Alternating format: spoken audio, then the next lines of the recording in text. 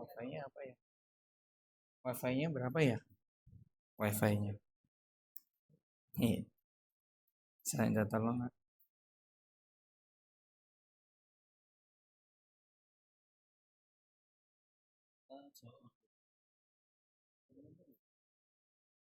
Hmm? Mm-mm. Berapa?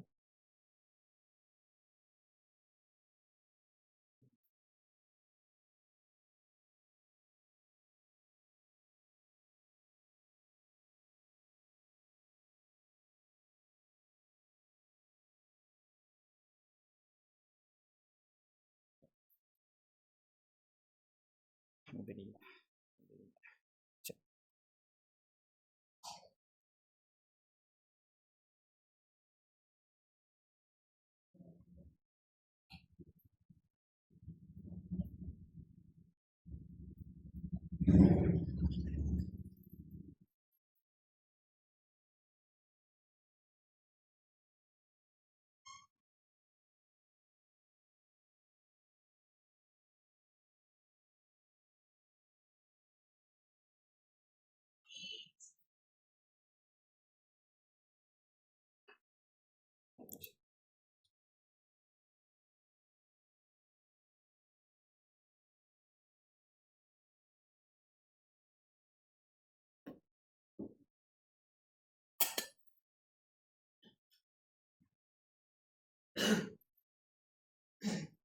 Kelihatan ya.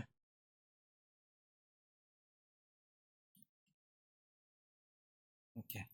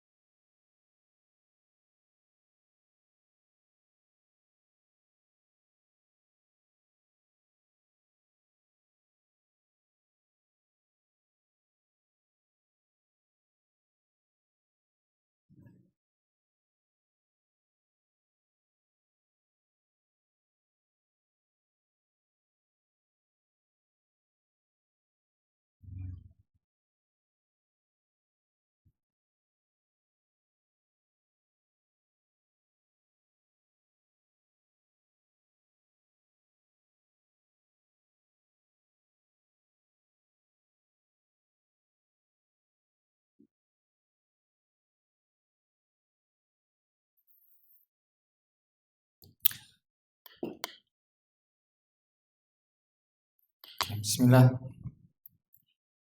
Kita mulai. Assalamualaikum warahmatullahi wabarakatuh. Alhamdulillah hamdan katsiran thayyiban mubarakan fih. Salatu wassalamu ala asyrafil anbiya'i wal mursalin nabiyina Muhammadin wa ala alihi wa sahbihi ajma'in. Amma ba'd. Bapak Ibu sekalian, jamaah yang semoga dirahmati Allah Subhanahu wa taala, melanjutkan pembahasan kita mengenai adab-adab Islam, dan kita sedang membahas adab seputar bersin. Sangat menarik di dalam Islam, semuanya ada tuntunannya. Dan inilah yang kita pelajari sedikit demi sedikit mengenai adab-adab Islam. Mungkin ini dianggap remeh oleh sebagian orang, tapi inilah Islam, menunjukkan kesempurnaan agamanya. Maka dari itu kita berusaha juga untuk mengamalkan dari adab-adab yang telah kita pelajari selama ini, sampai pada adab seputar bersin. Ya, adabul uqas. Dan kita telah membahas dua hadis di pekan yang lalu, yaitu tashmitul atis. Ya, bagaimana kita dianjurkan untuk mengucapkan doa kepada orang yang bersin, karena itu merupakan hak. Ya, merupakan haknya.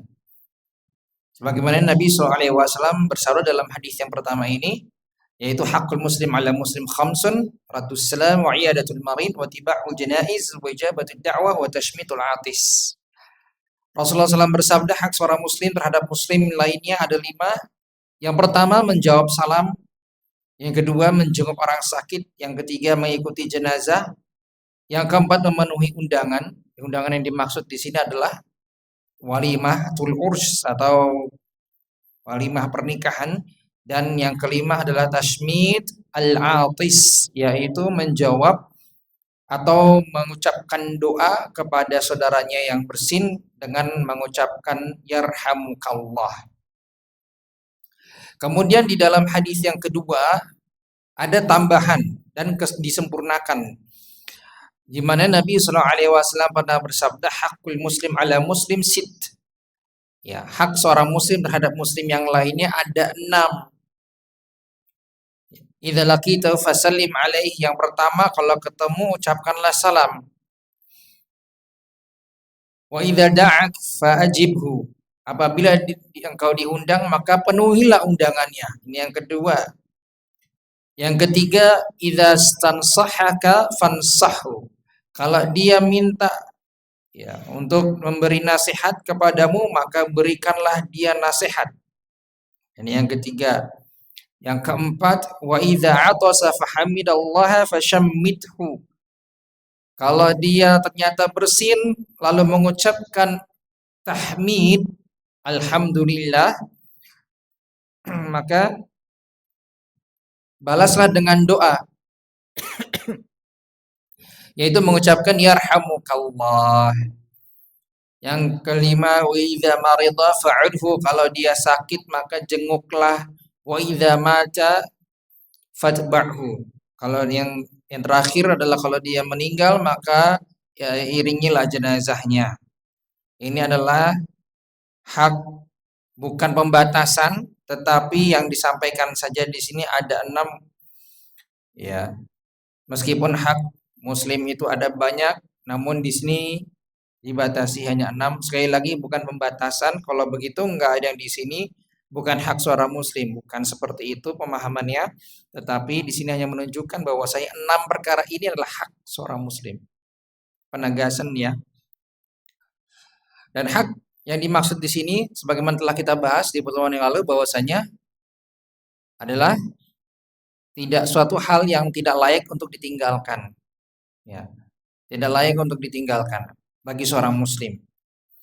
Ya, karena dalam amalan-amalan ini hukumnya berbeda-beda. Ada yang para ulama mayoritas menghukumnya sunnah, ada yang menghukumnya wajib aini atau fardhu ain, ada yang menghukumnya fardhu kifayah dan lain sebagainya. Tapi intinya dari semua ini adalah bisa disetarakan hukumnya dengan fardhu kifayah. Ya. Baik. Dan fokus pembahasan kita adalah pada yaitu bersin. Jadi kalau seorang itu bersin ini adalah lalu dia mengucapkan alhamdulillah, maka ini haknya dia untuk mendapatkan apa? Tashmid. Tashmid yaitu ucapan doa yarhamukallah. Gitu. Saudara kita bersin, alhamdulillah, ya. Lalu kita ucapkan yarhamukallah. Ya, ini adalah adab yang harus kita laksanakan dalam kehidupan kita sehari-hari. Ya. Baik. Kemudian di dalam hadis ini juga ada kalau orang sakit, saudara kita sakit, maka kita dianjurkan untuk menjenguk. Nah, ini juga sebagai ulama juga ya ada perbedaan pendapat dalam masalah hukumnya. Ada yang mayoritas mengatakan ini sunnah, ada sebagian mengatakan ini fardu kifayah. Ya, sehingga bisa kita kategorikan semuanya ini bisa pada satu level, yaitu fardu kifayah. Kemudian ketika saudara kita meninggal, maka iringilah dia jenazahnya. Artinya apa? Sholatin jenazahnya. Kalau sholatin jenazah dapat berapa pahalanya, Pak?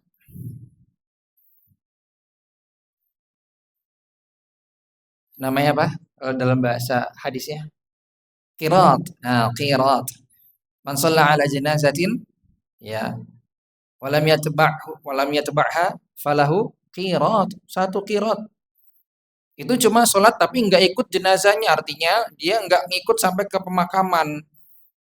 Itu sudah termasuk dalam fatba'hu, tapi dapat satu qiraat. Ya. Tapi kalau dia mengikuti jenazahnya sampai pemakaman, sampai dikuburkan, dapat berapa, Pak? 2. Ini udah gini aja 3. 2, maksud saya set gitu 2. 2 qiraat. 2 qiraat itu semana besarnya. Pernah ditanya sama para sahabat bingung gitu. Ya. Amal qiraatan. Ya Rasulullah. Rasulullah udah tanya. Jadi kalau ada orang nggak tahu, tanya sama ahlinya. Ada orang bicara sesuatu istilah, nggak paham kita mendengar istilah ini, tanya kepada yang berbicara tadi. Jangan tanya temennya sebelah. Ya, sama-sama nggak ngerti soalnya. Nah, tanya yang berbicara. Ini juga begitu, Rasulullah menyampaikan qiratan, tapi ternyata sahabat masih belum dapat gambaran ya apa ini yang dimaksud. Maka Rasulullah menjawab seperti 2 gunung yang besar. Dan ukuran terkecilnya adalah seperti gunung Uhud. Luar biasa. Gunung Uhud aja udah gede banget. Karena kita tunjukin ya waktu itu ya petanya. Kelihatan dari jauh aja dari Google Maps itu udah kelihatan ya gunung apa Uhud itu begitu besarnya.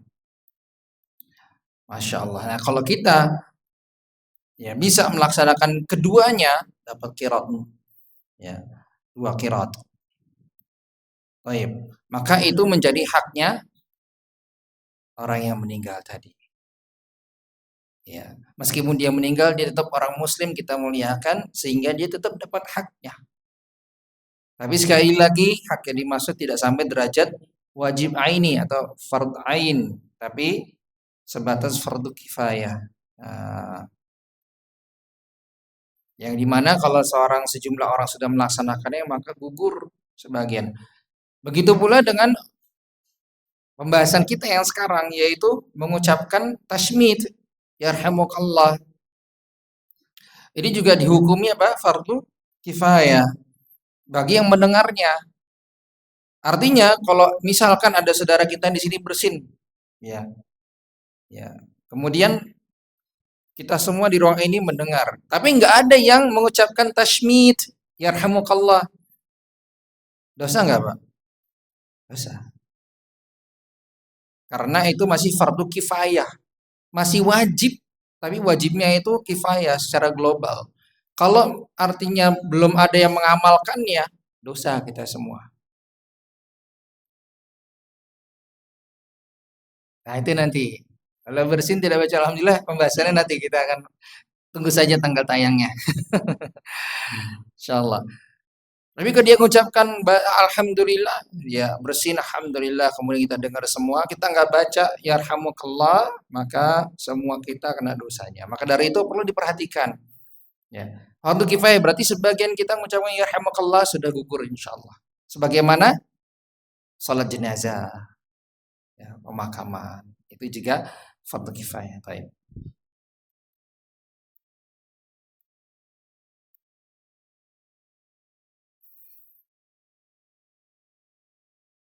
Tapi sekali lagi hukumnya terjadi perbedaan pendapat ya di antara ulama. Ada yang menghukumi juga sunnah. Baik. Kemudian hadis yang ketiga. Nah, kita masuk ke hadis yang ketiga. Masih pembahasan yang sama.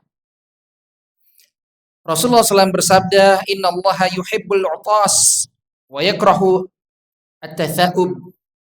Rasulullah SAW sesungguhnya Allah menyukai bersin dan membenci menguap. Ya, Allah Subhanahu wa taala menyukai bersin dan membenci menguap. Menguap. Menarik ya. Saya baca hadis ini menarik gitu. Allah Subhanahu wa taala menyukai bersin itu karena bersin merupakan nikmat. Ya. Itu tanda Allah berikan nikmat kepada kita untuk dikeluarkannya apa? Penyakit dari diri kita. Dan membuat kita lebih semangat karena penyakitnya sudah keluar. Ya, beda dengan menguap. Kalau menguap ini mari kita simak kenapa dibenci Allah Subhanahu wa taala. Kita lanjutkan hadisnya. Fa idza atasa ahadukum fahamidallaha kana haqqan ala kulli muslimin sami'ahu ay yaqula lahu yarhamukallah. Ya. Oleh karena itu apabila salah seorang dari kalian bersin, lantas dia memuji Allah dengan mengucapkan kalimat tahmid alhamdulillah, maka yang selayaknya dilakukan bagi setiap muslim. Sekali lagi, yang selayaknya dilakukan bagi setiap muslim yang mendengarnya, kata kunci, yang mendengarnya, untuk mengucapkan yarhamukallah, semoga Allah merahmatimu. Kata yarhamukallah itu kalau secara letterlek diartikannya Allah merahmatimu. Nggak ada doa-doanya di situ. Tapi makna kandungan dari kalimat yarhamukallah itu kandungannya doa. Sehingga kalau diterjemahkan dalam bahasa Indonesia itu biasanya dengan menambahkan semoga Allah merahmatimu. Kemudian wa amma tatha'ub, adapun menguap, adapun menguap huwa minasyaiton, menguap itu dari setan. Berarti yang menguap itu bukan gitu ya maknanya ya. Jangan dipahami, tolong jangan dipahami berarti orang yang menguap itu ya jangan. Bukan itu maksudnya. Maksud dari menguap itu dari setan itu maksudnya adalah itu disenangi setan. Lanjutannya makanya harus dibaca. Fa idza tatha'aba ahadukum falyaruddahu mastata'. Apabila seorang menguap, hendaklah dia menahan semampunya. Ditahan semampunya kalau menguap. Biasanya kalau kita tahan itu pakai gigi paling belakang, gigi geraham kita tekan, itu insya Allah menahan menguap. Gitu. Mau nguap nih, tahan pakai gigi geraham kita yang paling belakang ditekan.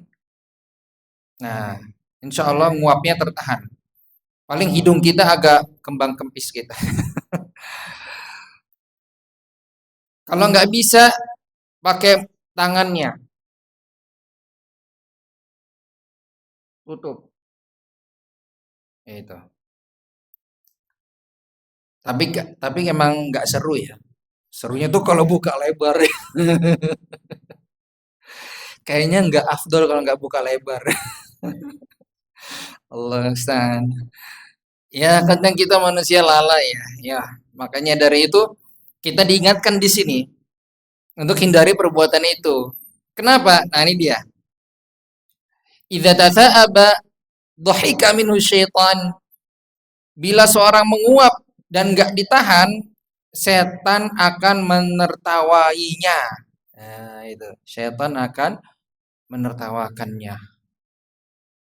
Bukan ketawa sama kita, bukan. Ngetawain kita, ngejek kita. Ya. Itulah kenapa Allah nggak suka dengan menguap ini. Maka kalau menguap, anjurannya adalah ditahan, bukan dibuka lebar. Karena itu jadi apa? Bahan lucu bagi setan. Jadi kita kayak badutnya setan gitu. Kan ini nggak mau kita jadi seperti itu. Ya, jadi tontonan setan. Maka dari itu kita mencoba ya. Ketika sudah mengenal ini, kita tahan semampu kita ketika rasa ingin menguap itu datang. Nah, biasanya menguap itu kan dari rasa lelah ya, lelah. Kemudian habis itu tubuhnya itu sudah mulai ingin istirahat, maka menguap itu muncul. Atau kebanyakan makan. Kebanyakan makam, perutnya harusnya kadang kan sepertiga buat makan tuh, sepertiga buat minum, sepertiga buat bernafas, tapi dihajar semua makanan. Karena makannya lagi sedep nih, ya kan? Favorit semua. Habislah perutnya ini, ya. Tiga bagian diembat semua buat makanan. Yang terjadi apa? Nggak lama setelah itu pasti nguap, terus ngantuk tiba. Atau enggak pusing dulu itu biasanya. Kok makan banyak malah pusing? Ya iya jelas darahnya turun semua untuk mengurusi memberikan energi usus supaya bisa mencerna makanan yang banyak itu. Akhirnya ngantuk, inginnya tidur. Nah, itu dia. Baik. Jadi dari sini kita bisa mengetahui bahwasanya ketika seorang ketika dia bersin, maka kata kuncinya mendengar dia mengucapkan kalimat alhamdulillah, maka kita dilanjurkan untuk mengucapkan yarhamukallah, semoga Allah merahmatimu. Luar biasa ya. Kenapa sih kita doanya kok memberikan rahmat kepadanya? Karena ini balasan, karena dia sudah mengucapkan, sudah memuji Allah, mengucapkan tahmid, yaitu memuji Allah dengan nikmat yang Allah berikan. Maka di dalam Islam itu luar biasa. Orang yang memuji Allah karena diberikan nikmat, dibalas sama saudaranya dengan doa. Luar biasa sekali. Ya. Maka dari itu kita mulai praktekkan. Tapi jangan buat-buat bersinnya karena pengen didoain kan gitu. Buat-buat bersinnya gitu. Jangan. Baik.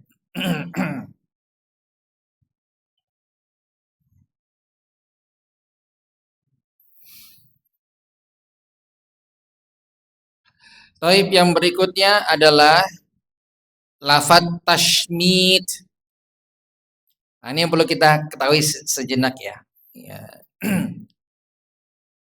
Ketika yang bersin itu adalah seorang laki-laki, maka kita bacanya kan baca doanya juga harus yang sesuai, yaitu yarhamukallah. Ini dia. L itu maksudnya laki-laki ya, bukan ukuran size L, bukan. Ini kita nggak membahas pakaian ya. Ibu-ibu langsung tuh, ini kayak pakaian ini. Bukan. Yarhamukallah. Semoga Allah merahmatimu, tapi untuk laki-laki satu orang. Misalkan suaminya ibu di rumah bersin, ibu bilang yarhamukallah. Bapak-bapak di sini ada temennya yang bersin, ucapkan yarhamukallah. Kemudian kepada satu orang perempuan, ya ternyata perempuan yang bersin, maka bacaannya adalah yarhamukillah. Beda. Yarhamukillah. Semoga artinya sama, semoga Allah merahmatimu, tapi munya itu kepada satu orang perempuan. Jadi bacaan doa itu sesuai dengan tujuannya. Jangan yang bersin ibu-ibu tapi dibaca yarhamukallah. Ini gak nyambung nanti. Ya. Atau sebaliknya. Jadi kalau yang bersinnya perempuan, ya bapak ternyata mendengar ibunya bersin, ya yarhamukillah. Bacanya gitu. Harus sesuai. Sambil belajar bahasa Arab ini, ya. Ini bedanya di K dan Ki-nya. Huruf kafnya yang berbeda ya. Kemudian kepada dua orang, baik laki-laki maupun perempuan, bersin bersamaan. Mungkin ya mungkin saja gitu. Maka kita ucapkan bagaimana? Yarhamukumallah. Susah ya? Nih, ada ininya Latinnya. Yarhamukumallah. Yarhamukuma. Yarhamukumallah. Jadi ada yarhamukallah, yarhamukillah, sekarang yarhamukumallah. Untuk berapa? Dua orang kalau yang bersin. Ini pernah disampaikan oleh seorang ulama, Syekh Muhammad bin Shalih Al Utsaimin rahimahullah taala. Beliau pernah menyampaikan ini, kalau dua orang yang bersin bersamaan, ya bacanya ini. Sama seperti salam, Pak. Kalau kita kembali ke masalah mengucapkan salam, itu boleh saja kita sesuaikan dengan yang dituju. Kalau cuma satu orang, Assalamualaikum, boleh. Assalamualaikum, satu orang. Kalau banyak kan Assalamualaikum. Ya, itu boleh. Kepada tiga orang laki-laki atau lebih, tiga orang lebih, tapi laki-laki semua, ya bisa aja jamaah, jamaah bersin di sini kan. Ya kita nggak tahu, mungkin ada debu ya. Kalau di sini bersih insya Allah. Maksudnya kalau lagi ada ngapa gitu bareng-bareng, kita sudah punya ilmunya. Ketika kita dalam kondisi itu kita tahu ilmunya. Sudah punya ilmunya nih. Kita tinggal amalkan. Bagaimana bacanya? Yarhamukumullah. Yarhamukumullah. Beda. Tadi kuma, sekarang kumu. Yarhamukumullah. Yarhamukum. Hafal nggak nih ya? Banyak banget ini. Ya insya Allah kalau ini kan jarang-jarang ya. Tapi ya minimal ada ilmu yang kita punya gitu. Dan ini boleh kita gunakan untuk satu orang nggak masalah, sebagai bentuk penghormatan juga boleh. Ya. Untuk yang yarhamukumullah. Kemudian kepada tiga orang lebih perempuan. Jadi jamaah perempuan bersin berjamaah itu. Kemudian bacaannya apa? Yarhamukunallah. Nah, ditahan tuh. Yarhamukunallah. Ya, yarhamukunallah. Nah, ini agak beda memang. Nah, ini adalah ya variasi dari lafaz tashmid ketika sesuai dengan orang yang dituju. Gitu. Tapi insya Allah kalau ketemu kasus barang-barang itu berjamaah bersin itu kayak hampir ya tidak pernah. Kalau dua masih mungkin, kalau dua kayaknya. Tapi kalau tiga atau lebih kayaknya jarang. Tapi seandainya suatu waktu ada kita berada di kondisi itu, kita sudah punya ilmunya. Itu yang paling penting. Gitu. Karena kata Al-Imam Bukhari kan juga begitu. Ilmu qabla qaul wal amal. Ilmu itu sebelum kita mengucapkan dan beraksi. Jadi ilmu dulu, pelajari ilmunya. Baik. Jadi ada yarhamukallah, yarhamukillah untuk perempuan, yarhamukumallah untuk dua orang laki-laki perempuan. Kemudian yarhamukumullah untuk tiga orang laki-laki atau lebih. Boleh juga kepada satu orang laki-laki sebagai bentuk penghormatan, boleh. Kalau yang tiga orang lebih perempuan, maka yarhamukunallah bacaannya. Baik.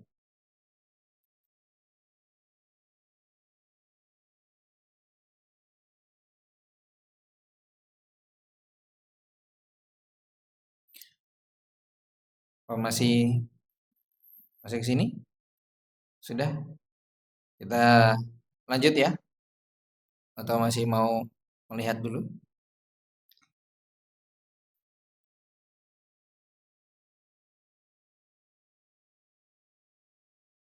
Baik, yang berikutnya. Sekarang kita masuk ke adab seputar bersin yang berikutnya, yaitu orang bersin memuji Allah. Orang bersin memuji Allah. Ini adabnya. Hadisnya mana?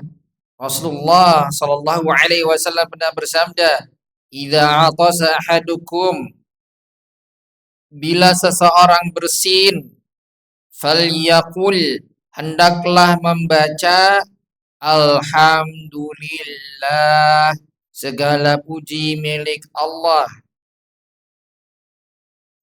Nah, inilah kata kuncinya di sini adalah falyaqul. Kalau dalam bahasa Arab Ya, atau dalam bahasa Indonesianya hendaklah, ini sebagai kata kunci, hendaknya. Yang menunjukkan bahwa saya ini anjuran untuk membaca. Gitu. Kalau bersin, baca tahmid, alhamdulillah. Wal yakul lahu akhuhu aw sahibuhu, bila dia mengucap maaf, dan hendaknya temannya atau saudaranya itu mengucapkan yarhamukallah kalau dia dengar mengucapkan alhamdulillah, maka temannya, saudaranya, siapapun di situ yang mendengarnya, maka ucapkanlah yarhamukallah, doakan yang bersin itu. Fa idza qala yarhamukallah, kalau dia sudah mengucapkan yarhamukallah, maka falyaqul, hendaklah membalasnya dengan mengucapkan yahdikumullahu wa yuslihu balakum. Hendaklah dia membalas dengan mengucapkan doa yahdikumullahu wa yuslihu balakum. Semoga Allah memberikanmu hidayah dan memperbaiki hati dan kondisimu. Woi, ini bagus banget. Ternyata dalam hadis ini ada tambahan baru, Pak Abu. Enggak cukup dengan balasan yarhamukallah, dibalas lagi coba.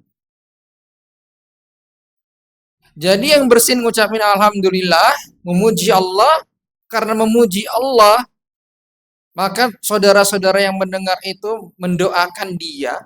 Setelah mendoakan dia, enggak selesai. Oh ya, terima kasih. Enggak begitu. Balas dengan doa. Dia udah nyedoain kita, doain balik. Apa doanya? Yahdikumullah wa yuslihu balakum.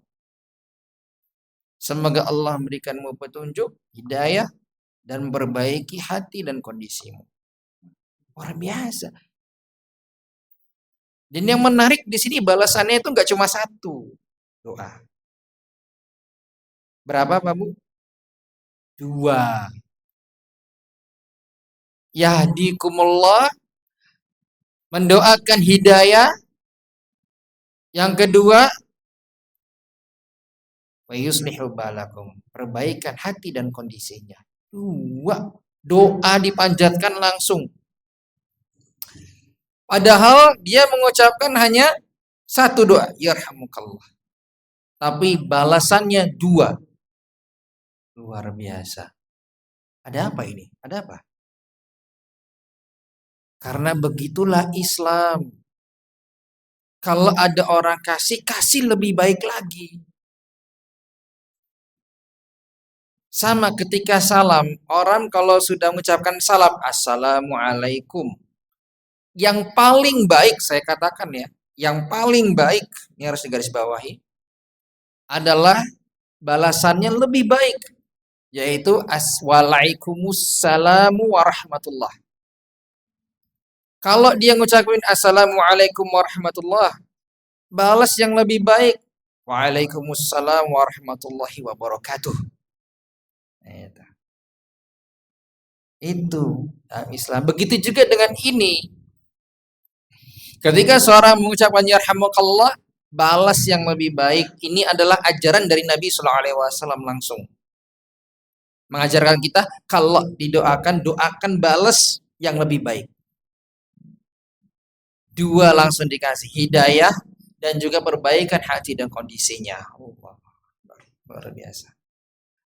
Maka kalau kita sering kayak gini tuh adem, antara saudara tuh adem, antara saudara muslim itu adem. Nggak cepet panas gitu loh. Gara-gara beda fikih doang terus akhirnya ya main tangan, main ejek-ejekan, main label-labelan, yang labelnya itu buruk didengarnya oleh orang-orang yang nggak mengerti.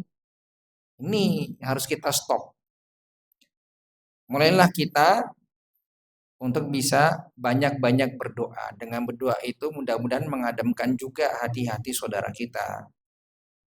Ya. Baik.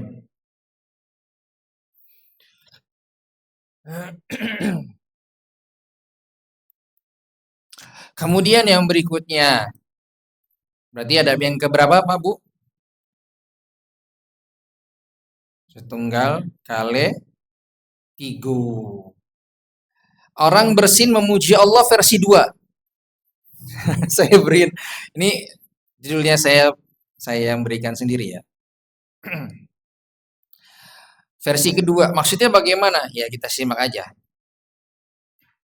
Hadisnya Rasulullah Shallallahu Alaihi Wasallam pada bersabda, "Idza atasa ahadukum falyakul." Apabila seorang bersin hendaknya membaca Alhamdulillahi ala kulli hal. Membaca Alhamdulillahi ala kulli hal. Segala puji hanya milik Allah dalam segala kondisinya. Waliyakul lahu akhuhu aw sahibuhu, maka katakanlah kepada temannya yang mengucapkan yarhamukallah. Maka katakanlah kepada temannya yarhamukallah. Wa yaqul huwa, kemudian ucapkanlah doa balasan kepadanya yahdikumullah wa yuslihu balakum. Serupa ya hadisnya dengan yang tadi sebelumnya. Hanya perbedaannya pada kalimat memuji Allah, yaitu ada tambahan dalam hadis ini riwayat Abu Dawud, yaitu alhamdulillahi ala kulli hal. Maka dari sini boleh Pak Bu, kalau orang bersin kita bersin, kemudian kita ucapkan alhamdulillah ala kulli hal. Boleh. Alhamdulillah ala kulli hal. Atau cukup alhamdulillah. Kalau bisa amalkan ini, dua-duanya ini. Nah, kalau kita lagi bersin gitu kan. Kemudian kita pilih dulu yang mana ya. Bersin kali ini pakai ini dulu deh gitu. Alhamdulillah. Nanti bersin keduanya baru alhamdulillah ala kulli hal boleh. Ini variasi yang ada versi kedua. Ya. Dan coba kita perhatikan wal yakullahu, kalau sudah mengucapkan alhamdulillah ala kulli hal, maka katakanlah orang yang mendengar ini, maka katakanlah kepada temannya dengan mengucapkan yarhamukallah, saudaranya, yang artinya ini adalah orang muslim, yang bersin orang muslim, baca kalimat tahmid, maka yang mendengarnya baru balas yarhamukallah gitu. Karena kata kuncinya di sini adalah akhuhu, saudara muslimnya yang mendengar mengucapkan alhamdulillah.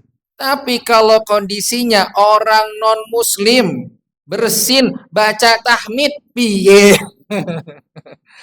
Nah ini, masa ada? Ya ada.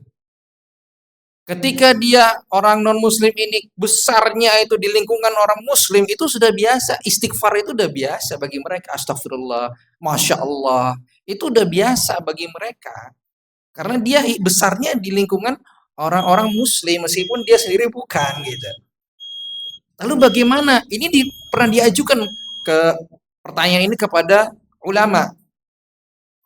Maka kata Syekh Muhammad bin Shalih Al-Utsaimin pada saat itu rahimahullah menjawabnya dengan tidak boleh mendoakan dengan yarhamukallah. Kalau dia orang non muslim bersin, tahu adab Islam karena dia juga ngaji, baca tahmid, tidak boleh dibalas dengan yarhamukallah, melainkan doakan hidayah. Hadakallah, semoga Allah memberikanmu hidayah masuk Islam. Doakan pakai bahasa Indonesia nggak masalah. Semoga Allah bersin kan gitu kan. Ini orang non muslim bersin, kemudian ternyata alhamdulillah kita tahu nih. Ya sudah doakan semoga Allah memasukkanmu ke dalam Islam.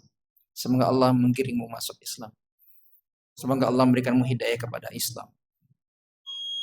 Baik, demikian yang bisa kami sampaikan pada pertemuan kali ini. Allah a'lam bishawab. Jika ada pertanyaan maka nanti setelah adzan. Sallallahu Nabi Muhammadin walhamdulillahirabbil alamin. Assalamualaikum warahmatullahi wabarakatuh.